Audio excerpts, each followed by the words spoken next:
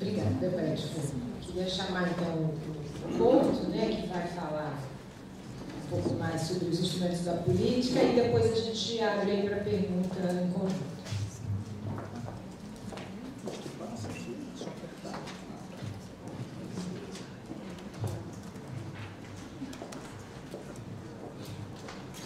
Tudo bem, pessoal? Então, boa tarde. Vou fazer um esforço para mantê-los acordados. Mas vamos lá, enfim, eu estou aqui substituindo a Karen Kopp, que é a diretora do Departamento de Licenciamento e Avaliação Ambiental. Acho que o nome pode causar alguma estranheza, mas é fruto mesmo dessas esquizofrenias do setor público, né? A gente vai virar um Departamento de Políticas para Adaptação. Então, na prática, a gente já está lidando com o tema de adaptação, mas nosso nome oficial é Licenciamento e Avaliação Ambiental. A gente vai lidar com o setor privado, eu tenho até medo de falar o nome do departamento, porque licenciamento sempre causa anima os ânimos, né? Enfim, vamos lá. O departamento ele foi estruturado no final do ano passado e para atender a um objetivo muito específico que está colocado no PPA, que é elaborar o Programa Nacional de Adaptação às Mudanças Climáticas. Então, enfim, o Brasil tem avançado bastante no que se refere à elaboração de políticas para lidar com mudanças do clima, mas até o presente momento houve um desequilíbrio entre esses dois eixos, né? Até o presente momento, o tema de mitigação recebeu maior atenção e o tema de adaptação ficou em segundo plano. Não quer dizer que nada foi feito em termos de adaptação. Na verdade, nós temos uma série de iniciativas acontecendo. Acho que a maior parte, me corrija se eu estiver errado, meu prédio, a maior parte dos projetos apresentados ao Fundo Clima na linha de não reembolsáveis são voltados à adaptação, mais do que à mitigação. Mas a gente não tem um plano estruturando todas essas iniciativas ou estabelecendo, enfim, dando diretrizes de como é que o país lida com esse problema.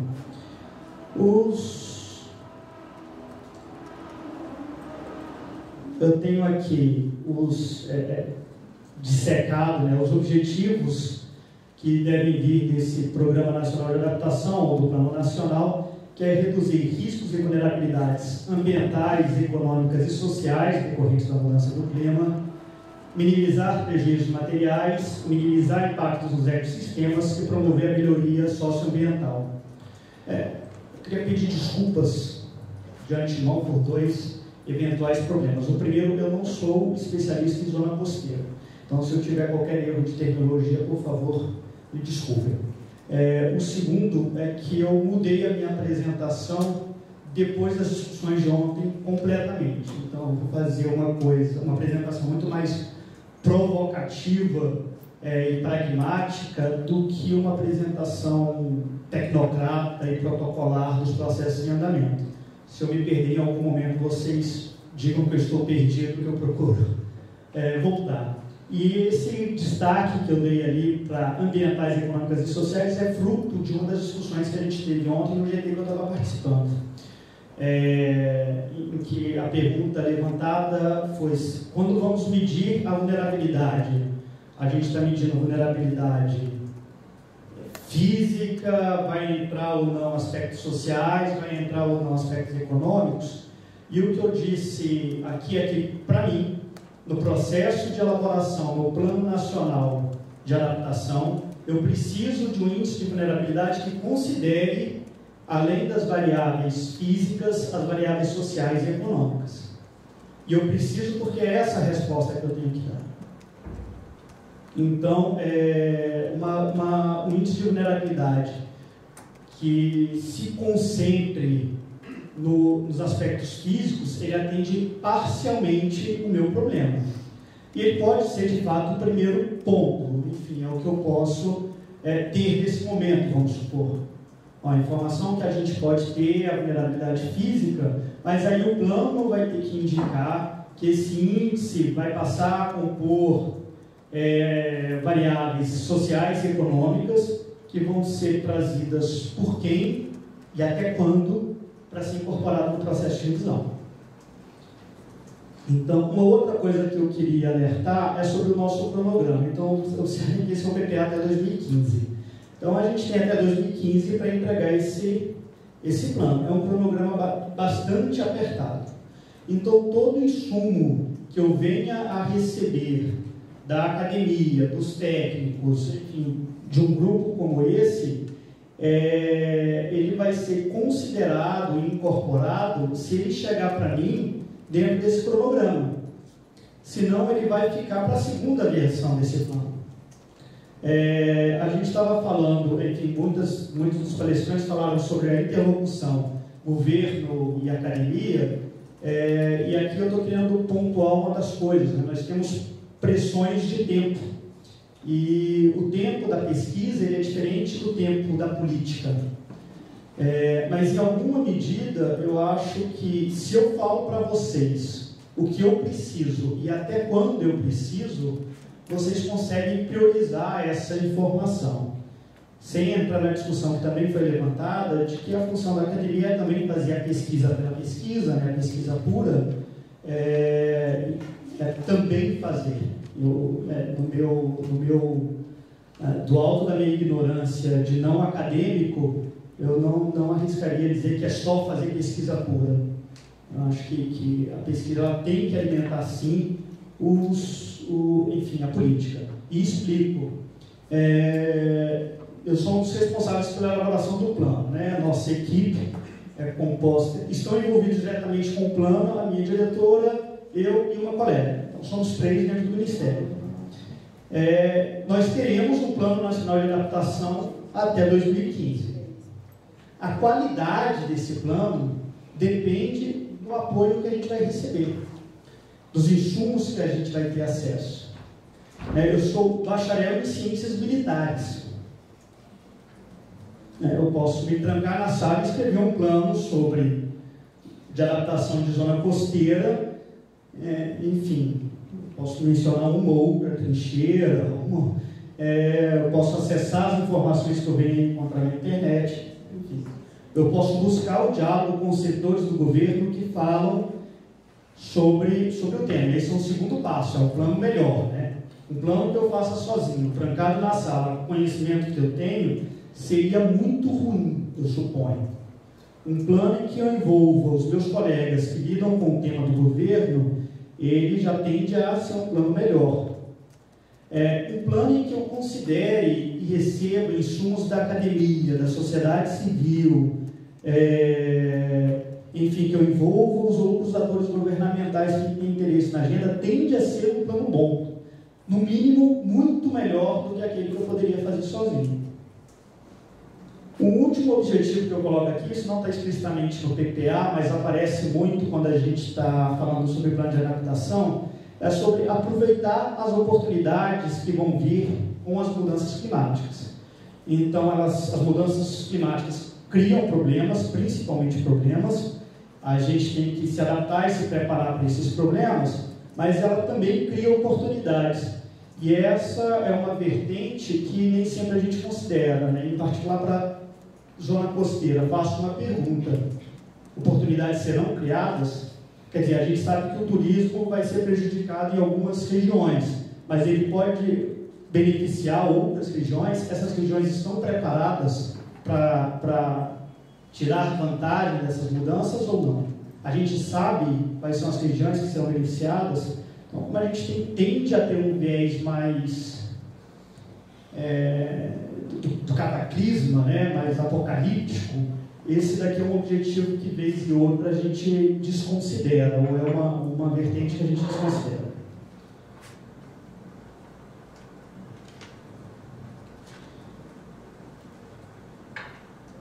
Essa discussão aqui eu acabei conduzindo já, né, então, sobre o porquê que a vulnerabilidade para a gente tem que vir considerando, além dos fatores ambientais, fatores econômicos e sociais. Esse aqui é um trecho do texto que deve sair no novo Plano Nacional de Mudanças Climáticas, no revisado, né, que vai ser lançado. Então, que a Estratégia de Adaptação Brasileira se orienta pelo entendimento de que a promoção do desenvolvimento sustentável pode reduzir a vulnerabilidade à mudança do clima. Isso é baseado numa premissa do próprio IPCC.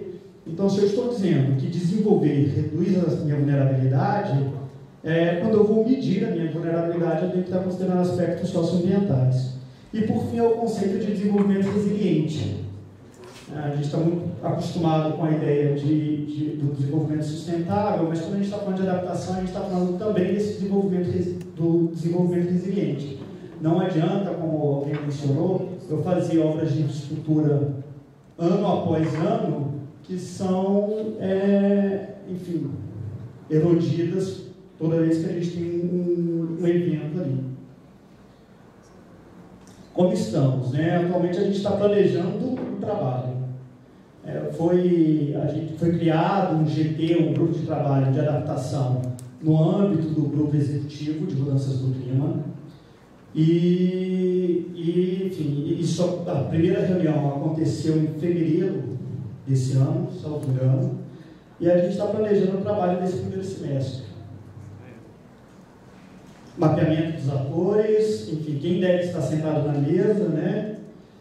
Observatório de ações, como eu disse para vocês, tem uma série de coisas que já estão acontecendo e a gente precisa saber como estruturar essas ações, enfim, ou o que deveria, onde estão os gaps, mesmo com relação a diagnóstico. A gente tem uma série de diagnósticos locais que foram feitos para determinadas regiões e outras regiões foram completamente esquecidas. Mas se eu não tenho uma visão estruturada de que regiões já foram diagnosticadas, eu não vou saber onde eu tenho que concentrar esforços para cobrir, para ter um panorama, um diagnóstico nacional.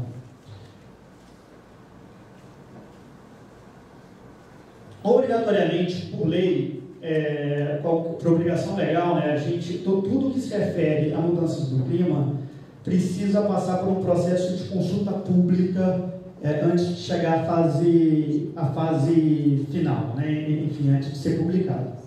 O que a gente está tentando fazer ao longo da construção do Plano Nacional mais do que elaborar um plano que depois será submetido à consulta pública e a gente vai incorporar algumas dessas sugestões, é fazer um processo de construção participativa, envolvendo desde o começo Estado, município, no que couber, sociedade civil, academia e mesmo setor privado. Porque a gente precisa buscar também convergência nas ações que esses atores estão desenvolvendo, ou nas ações que esses atores estão conduzindo, né? Então, por exemplo, Minas Gerais está preparando um plano estadual de adaptação para a região do semiárido mineiro, ali no norte de Minas. Como é que esse plano estadual conversa com o plano nacional, que também está em processo de elaboração? Vamos usar ou não a mesma metodologia para medir vulnerabilidade? Vamos ou não considerar os mesmos instrumentos, as mesmas fontes de financiamento? Enfim, é importante. Muitos dos diagnósticos que a gente tem, eu já disse, foram feitos em nível local. Que locais ainda não foram contemplados e que devem ser priorizados para a elaboração de novos diagnósticos? Como comparar esses diagnósticos locais quando eles usaram metodologias diferentes, abordagens diferentes, para que eu, governo federal, entenda que área eu devo priorizar? Enfim, o diálogo com a própria academia. Eu acho que isso foi muito bem falado aqui no dia de ontem. Eu vou tratar esse tema um pouco mais adiante, mas o que eu quero aqui hoje é tentar buscar convergência, em alguma medida, entre aquilo que vocês já produziram, entre aquilo que vocês estão produzindo e a elaboração desse plano. E um dos meios de buscar essa convergência, como eu disse aqui antes, é eu passar para vocês o nosso cronograma de trabalho. Eu vou buscar fazer isso, falando quais são os nossos principais pontos de controle, os deadlines, quais são os produtos que a gente espera, e aí muitos de vocês vão falar assim: eu já tenho essa informação, eu posso contribuir, eu posso ajudar no processo, e será muito bem-vindo. Indo um pouco para o cronograma, eu vou seguir um esquema em que eu falo qual é a atividade que a gente espera para um determinado período, que produto a gente quer ter num determinado período, e quais são as dificuldades que a gente vê nesse processo, né? Então, aqui no primeiro semestre de 2013, a gente está basicamente, a primeira necessidade que a gente teve foi de nivelar conhecimento, e aí estamos conduzindo uma série de capacitação e metodologias, e também aquele observatório de ações de entender o que o governo está fazendo, porque o governo é grande demais. Então, tem coisas que acontecem dentro do governo federal que outros setores do governo não sabem. E o desnivelamento do conhecimento também, no que se refere à adaptação, é muito grande ainda no governo federal. Então, os atores que a gente engajou nos últimos anos, eles alcançaram um conhecimento bastante razoável quando a gente está discutindo mitigação. Mas quando a gente vai discutir a adaptação, a gente sentiu necessidade de, ok, vamos fazer algumas oficinas, vamos nivelar conhecimento antes de continuar, antes de produzir propriamente, né? Um outro ponto são os insumos, cenários climáticos e socioeconômicos, que a gente vai estar recebendo aí do INPE, da SAI, da Secretaria de Assuntos Estratégicos. Que produto a gente espera? É um recorte setorial, vou falar sobre isso mais demoradamente depois, definições conceituais e uma avaliação preliminar dos impactos observados e esperados. Então, sobre isso daqui eu vou discutir um pouco mais com vocês logo mais. Com relação à definição conceitual, vejam o tamanho do nosso problema, né? Se falando com experts do setor de zona costeira, a gente tem diferenças na conceituação do que é vulnerabilidade, do que é impacto, do que é perigo, se a exposição conta ou não conta, e suscetibilidade, que dirá a gente agora no governo federal que teremos que definir conceitos e que sirvam não só para a zona costeira, mas também para a agricultura, para a gestão de recursos hídricos, para assentamentos urbanos e para ecossistemas, enfim. E a questão, eu vou retomar a observação que foi feita hoje de manhã, entre mortos e feridos salvam-se todos, né? O conceito que a gente vai chegar e vai publicar, ele pode não ser o melhor conceito do ponto de vista acadêmico, mas a gente precisa definir deixar ele claro e trabalhar com base nesse conceito, com todos os seus prós e contras. Isso vai ter que ser feito. Eu imagino que a gente vai receber crítica de uma série de experts em algum momento, porque o conceito não está considerando isso, não está considerando aquilo, mas enfim, como eu digo, não há consenso numa dupla que trabalha junto, né, que dirá na amplitude que a gente tem aí para amplitude de temas que a gente tem que estar cobrindo. E eu pergunto para vocês, o que deve ser um plano nacional de adaptação? Isso é um exercício mesmo, assim. A gente deve fazer uma pergunta, né? E é isso, espero a contribuição de vocês. Por exemplo, deve constar no Plano Nacional de Adaptação que o município de Natal, na ilha, ali na praia de Ponta Negra, deve agir assim, assim e assado para evitar a erosão marinha ou os problemas dele. Isso deve constar no Plano Nacional? Quer dizer, pode constar no Plano Nacional? Eu posso dar esse tipo de ordem para um município?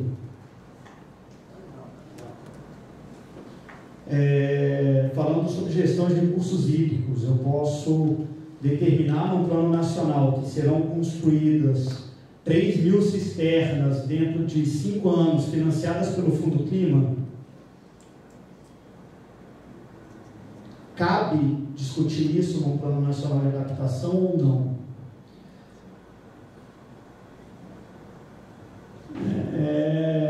É bastante complicado, assim.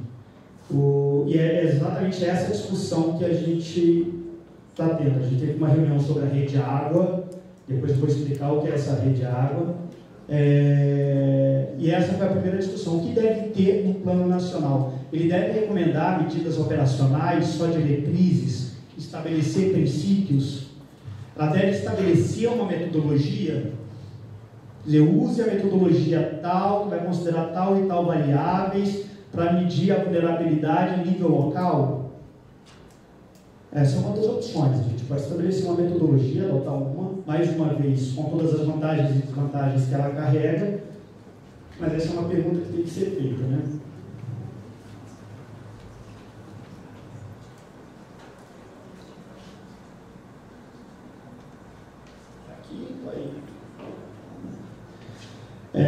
Então, o que a gente espera do GT Adaptação? Essa articulação de atores, o endosso de um conteúdo técnico. Então, vejam só, um mapa de vulnerabilidades apresentado por um estudo técnico, por exemplo, ele precisa ser validado sob o prisma da prioridade política. Então, os insumos técnicos, ele não será traduzido em política imediatamente, ele servirá de insumo. Essa é uma compreensão que a equipe tem que se ter também, porque nós temos no nível político uma série de constrangimentos, né? Existem aí diferenças quando a gente está lidando com mitigação e adaptação, enfim, essa é uma que merece ser pontuada. Quando a gente está falando de mitigação, a gente está falando de um problema global, porque não interessa o Brasil reduzir as suas emissões se a China, Estados Unidos e Rússia não estão reduzindo. O aquecimento global vai persistir e o problema, enfim, continuará a nos afetar. O nosso esforço não terá valido. Em contrapartida, os efeitos, eles são locais. Os efeitos da mudança do clima são locais. E nós entendemos que a maior parte das respostas das medidas de adaptação, elas têm que ser também no nível local. Isso é mitigação, é reduzir esse tipo de... reduzir a emissão, é esse tipo de problema. É reduzir desmatamento. E isso é o que o Brasil tem feito aí nos últimos anos, né? Aqui é a adaptação. É como lidar com os movimentos de massa, é como lidar com inundações. O primeiro reflexo que isso teve foi na definição dos recortes setoriais. Então, a gente entende que o recorte feito para mitigação, e que é esse que está projetado aqui, ele não tem aderência quando a gente está discutindo adaptação. Os dois planos que estão circulados, que é o plano ABC, agricultura de baixo carbono, e o plano saúde, eles já têm um componente muito forte de adaptação. Os outros não. Então, a gente estabeleceu um diálogo aqui, por exemplo, com o Ministério das Cidades para discutir mobilidade urbana. Nós precisamos de um transporte que emita menos, precisamos pensar numa solução de mobilidade urbana que reduza as emissões de gases de efeito estufa. Os nossos colegas agora do Ministério das Cidades, que a gente quer trazer para a mesa, são de outro grupo, são de outra secretaria para discutir outra natureza de problema. Então, o recorte que foi adotado para os planos setoriais de mitigação não tinha aderência para o recorte de adaptação. E aí eu pergunto, qual é o recorte de adaptação? Quais são os setores que devem ser, como deve ser essa abordagem, né? Você podia colocar para mim um arquivo em PDF? Eu vou apresentar aqui para vocês uma proposta preliminar, enfim, isso aqui é um mapa mental em que a gente foi fazendo um exercício do que deveria ser esse recorte, e a gente tem aqui, acho que vocês não vão conseguir ler porque eu não estou conseguindo ler daqui, mas então aqui a gente tem ecossistema, biodiversidade e floresta, aqui energia e infraestrutura, ali em cima água, em amarelo alerta e prevenção de desastres, ali em roxo cidades, aqui agricultura e segurança alimentar e nutricional e saúde pública. Esse é um recorte preliminar. Propositadamente, zona costeira não aparece como um recorte ali. Não sei se vocês observaram, mas zona costeira está incluída aqui dentro de energia e infraestrutura.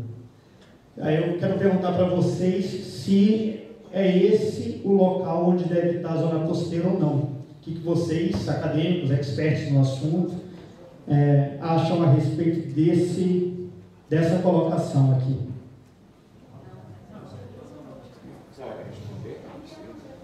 Você pode dar um zoom aqui nessa parte que está em rosa?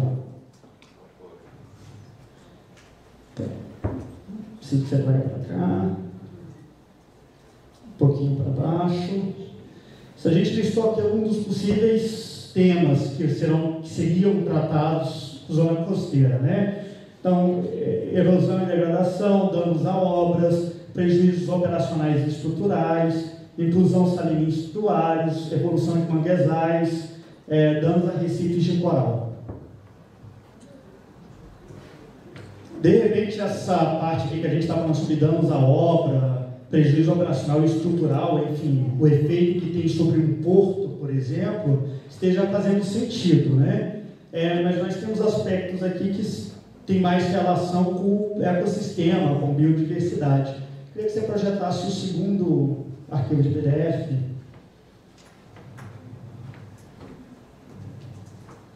Aí aqui uma outra sugestão. Eu posso trazer parte dessa discussão de infraestrutura, de dano à costa, para dentro de cidade, e aí as cidades que são litorâneas vão lidar com esse tema, as que não são litorâneas não vão lidar, e trazer essa parte de ecossistema e biodiversidade aqui para dentro, né? E enfim, assim como a gente vai ter uma abordagem sobre Amazônia, Cerrado, ecossistema oceânico, teríamos também sobre manguezais, salinas, etc. Faz sentido, faz mais sentido do que aquela proposta anterior? Eu estou seccionando a zona costeira. É melhor do que aquela, mas eu estou seccionando. E aí, qual seria a solução? Eu posso colocar a zona costeira como um desses recortes direto de adaptação. Isso faz mais sentido? Faz mais sentido. Eu vi vocês falando aqui o tempo inteiro sobre abordagem, planejamento integrado, etc. Então, e a gente tem um entendimento de que a zona costeira é um sistema à parte, né? Ok, pode voltar lá para o...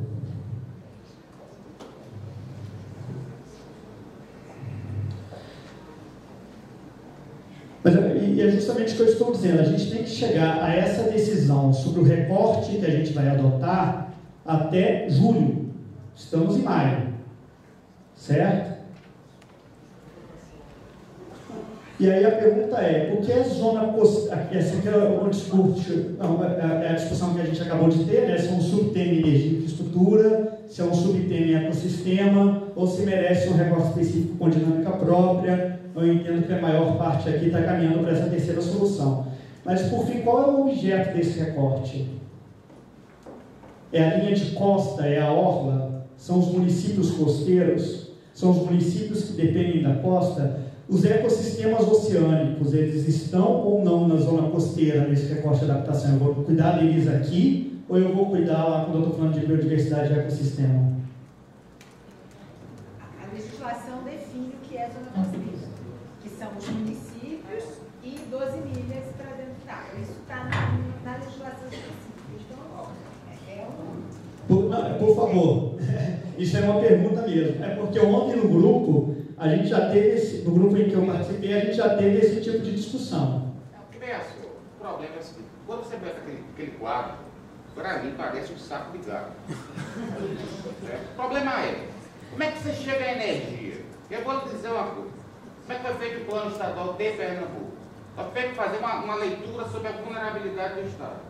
Ou seja, eu tenho um Estado comprido, com uma costa, e tenho aqui, nessa costa, eu tenho entre 21 estados, eu tenho 50% da minha população, e o resto, tá certo? Com 95%. Eu tenho 90% do meu território com área susceptível à desertificação, tá certo? E na costa, eu tenho dois problemas. Um é a erosão, e a outra é a grande densidade populacional, que faz com que os meus recursos sejam baleados. Ou seja, eu tenho três temas. E aí eu trabalho com o quê?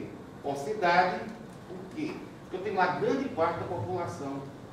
Tá? Não adianta eu falar sobre o problema de mar, porque não tem ninguém humano ameaçado de mar. Então, se eu tenho 80% da população brasileira, e o problema é a adaptação, porque a mitigação não. Tá? Eu posso estar gerando CO2 na área do campo, como estou com as vaquinhas. Tá certo? Agora eu não vou precisar botar muito dinheiro, por exemplo, no campo para uma adaptação, com defesa civil, bombeiro no campo, Porque 80% da minha população está na cidade. O que eu não consigo ver naquele recorte é como chegou a ele. O que é que fala? Energia. O que é que tem que adaptar para a energia? Vamos voltar lá naquele recorte ali. Eu vou querer concentrar a discussão aqui em zona costeira, mas eu vou dar para vocês uma noção. Também falando do tempo ali, hein? Faltou outra coisa, bota. Mas eu vou falar aqui, por exemplo, energia. Qual é o problema? Eu vou fazer uma provocação aqui, que o Ministério do Meio Ambiente se posicionou institucionalmente, claramente, contra as usinas hidrelétricas com grandes reservatórios. Fruto da própria experiência nacional. Isso levou, por exemplo, a uma solução tecnológica que são as usinas hidrelétricas de fio d'água. Elas ocupam um reservatório muito menor, enfim, tem um impacto menor sobre o meio ambiente e sobre os ecossistemas locais. A pergunta é, num cenário com redução de chuva, o que faria mais sentido para garantir a segurança energética do país? Usinas fio d'água ou usinas com reservatório? Essas usinas com reservatórios também não se prestam como reservatório de água para atender populações e a produção agropecuária, por exemplo? Se a gente está falando de uma redução de chuva, eu preciso ou não ter reservatórios de água? Mas eu sair agora com o Ministério do Meio Ambiente dizendo que eu quero usinas com grandes reservatórios, pode criar um problema. A gente não tem informação suficiente para se posicionar institucionalmente a respeito disso agora, mas é esse o tipo de discussão que vem quando a gente traz energia. Por exemplo, a solução para garantir segurança energética para o país diante de uma redução no volume de chuva pode ser abrir novas termoelétricas. Essa é uma pergunta de segundo momento. Exatamente. O que a gente está falando é o seguinte, esse é um problema que tem que ser discutido e que merece um grupo para discutir e conversar a respeito disso e trazer insumos a esse respeito. Eu não estou querendo disponibilidade de água, enfim, a falta de água é um problema, o excesso de água é um problema, a falta de chuva está provocando uma verdadeira tragédia humana aqui agora no Nordeste, e o problema no litoral, às vezes, é o excesso de chuva.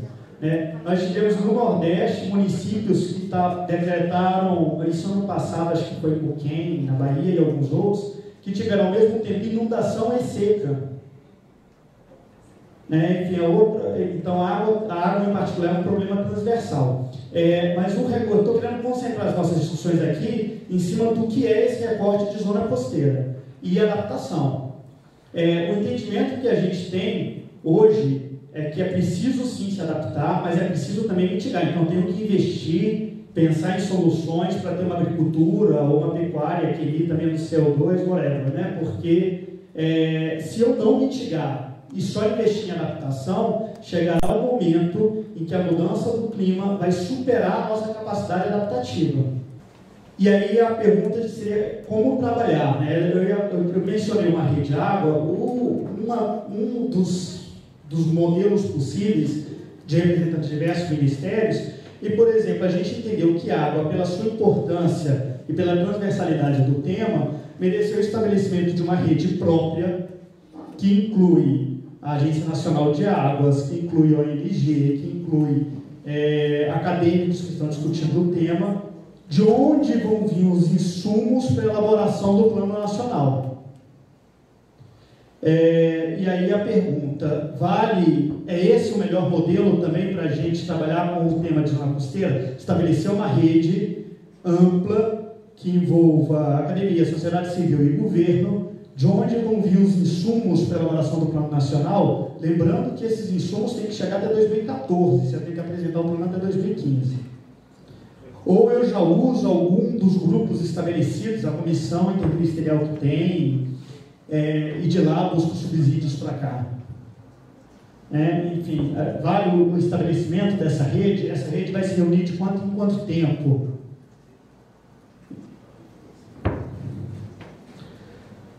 O GT ele é coordenado pelo MCTI e pelo MMA. A gente previu exatamente o estabelecimento de redes setoriais quando fosse esse o caso e que desde o início houvesse uma articulação com o terceiro setor e o setor privado.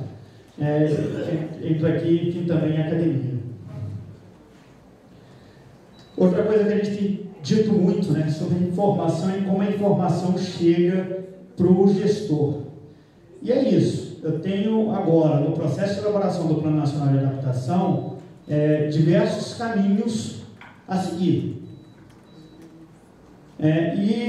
O paradoxo que eu queria trazer é que, ao mesmo tempo que vocês falam o tempo inteiro de falta de informação, falta de dados primários, de séries históricas, eu tenho a sensação de um excesso de informação. A quantidade de papers, estudos que foram publicados sobre esse tema e que eu não consigo ler é enorme. Então, eu entendo sim que falta o dado primário, mas a gente tem também um overflow de informação. E aí eu posso morrer pela dúvida, porque eu não consigo acessar. Outra coisa que eu queria trazer é a informação útil e o diálogo com a academia nesse sentido. Isso daqui sou eu tentando entender elipsoides e geoides, é isso? Certo? E linha, tinha uma linha.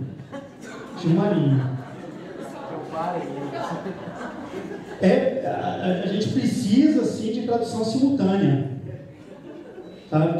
Precisamos de tradução simultânea, precisamos de informação útil para gerar política.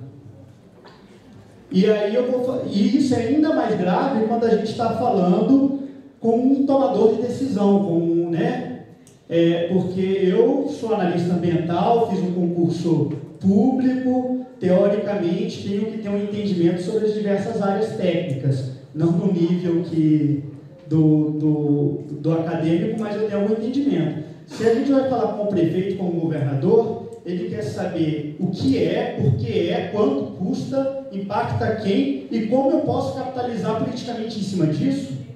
Você dá voto ou não dá voto? Então, quando a gente vai abordar, de repente, um tomador de decisão, uma figura pública, política, o papel que se apresenta para ele, o policy briefing que a gente apresenta, não pode ser mais longo que 2 páginas.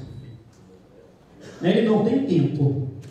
Eu consigo ler as 60 páginas que o painel brasileiro entregou aqui sobre zona costeira. 60 páginas está um bom tamanho para mim. Eu consigo ler aquilo ali e, a partir disso, tomar decisões no que se refere à política que a gente vai gerar. Mas o governador, o prefeito, o secretário, não.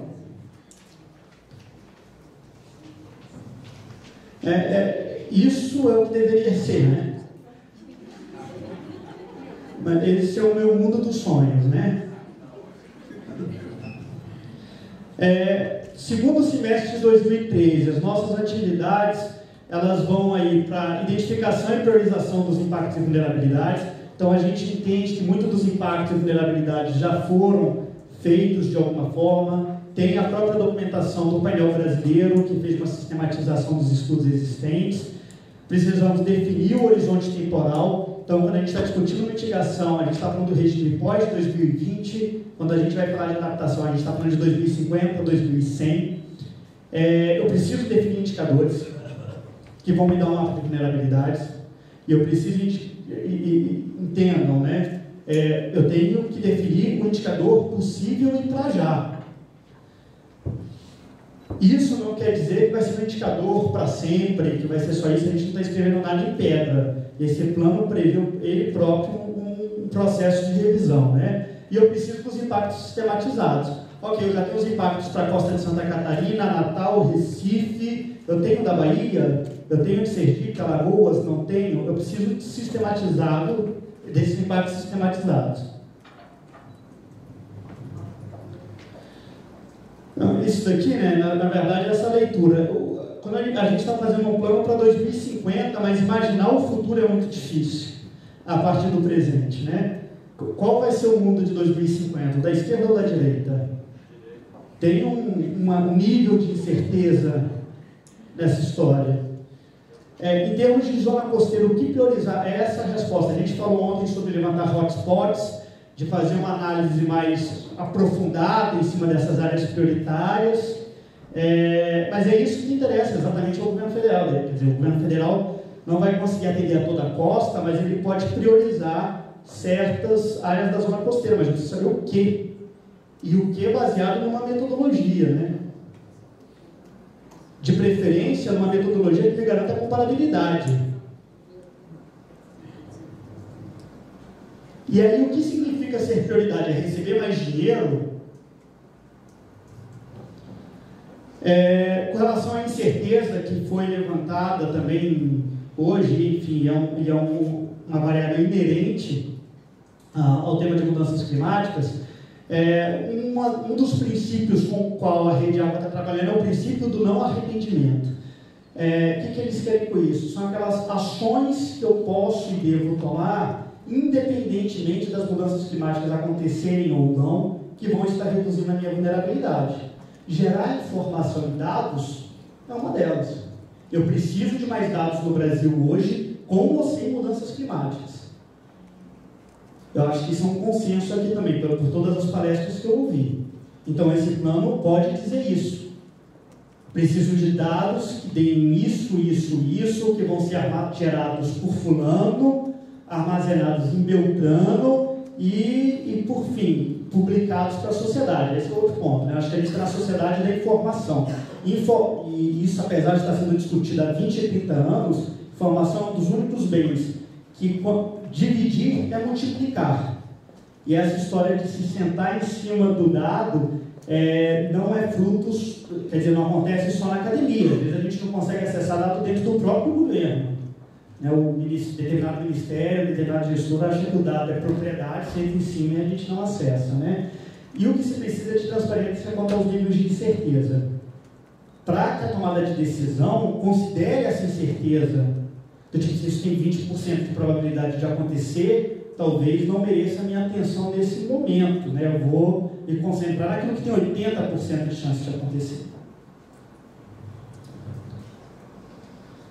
Primeiro semestre de 2014 é analisar custo-benefício das medidas que a gente quer adotar, a eventual distribuição geográfica e temporal, sinergias e conflitos com outras políticas, por fim, compatibilizar as respostas com os recursos disponíveis e com as políticas setoriais existentes. Aqui a gente vai caminhar para os instrumentos de implementação. Como cidadão, eu me preocupo bastante com esse capítulo aqui, com essa parte. Não acho que o Brasil tenha dificuldade de gerar planos e políticas, né, e programas, e o que quer que seja. Eu acho que a gente não consegue implementá-las. E aí o Fundo Clima é um dos instrumentos de implementação possível. Mas o Fundo Clima, ele não é um balcão de projetos, ele visa ações estruturantes, que possam ser reproduzidas e tenham aí um efeito nacional. Um outro instrumento possível, o zoneamento. Isso daqui é uma coisa que já deveria estar acontecendo, independente das mudanças climáticas. Zoneamento costeiro. O que a gente pode fazer é usar as mudanças climáticas para catalisar esses processos que já deveriam estar em curso. Certo? Eu não preciso de um plano para a zona costeira de adaptação, mas eu preciso efetivar os instrumentos que a legislação já prevê, que já deveriam estar acontecendo. Né? É isso. Mudanças climáticas não é o Capitão Planeta, ele não vai resolver todos os problemas do país.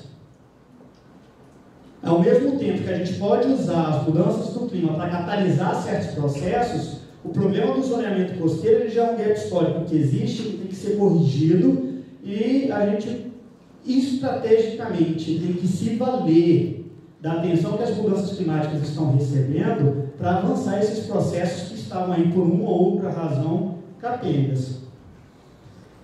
Isso é outra coisa com relação à mitigação e adaptação, né? Então, o grande desafio de mitigação é fazer o mundo falar sobre a mesma coisa, enfim, chegar a um consenso. Quando eu estou falando de um Plano Nacional de Adaptação, é como as decisões tomadas aqui em cima vão afetar a vida das pessoas aqui embaixo. No segundo semestre de 2014, a gente vai consolidar o texto, submeter ele ao GECS, ao SIM, que é o processo de consulta pública. Primeiro semestre de 2015, a redação final e a validação. Então, o que eu queria com essa urgência do cronograma aqui é mostrar qualquer subsídio que vocês tenham, que chegue a tempo de alimentar qualquer um desses processos, será muito bem-vindo. Esse não é o plano final de adaptação, enfim, é o primeiro dos planos que vão sair, ele vai ser revisado, nada está escrito em pedra, mas eu acho que para buscar aquela convergência que eu falei entre academia e governo, vocês precisam saber dos processos que a gente está conduzindo. Né? Enfim, isso daqui era uma leitura do plano inicial, vou passar mais rapidamente aqui. E a minha pergunta esse é um outro aspecto que eu quero mostrar. Isso daqui é uma foto do tsunami no Japão. A gente tem aqui, essa foto ficou famosa, né, sobre uma ponte que foi reconstruída 6 dias depois do terremoto. Aqui a gente tem Petrópolis 1 ano depois da tragédia que teve na zona do Rio, lá no Rio de Janeiro.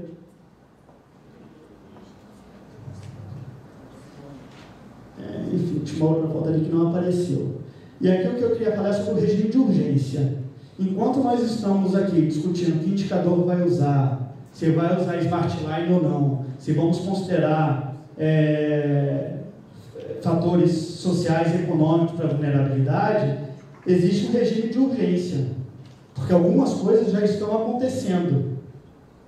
Quer dizer, essas pessoas que estão tendo as suas vidas afetadas por esse processo vão esperar a nossa conclusão, né, dos nossos debates para verificar uma solução para as suas vidas. E aí, de novo, né, o que deve ser um plano de adaptação? E o que deve ser um plano de adaptação nacional, estadual e municipal? Desculpa.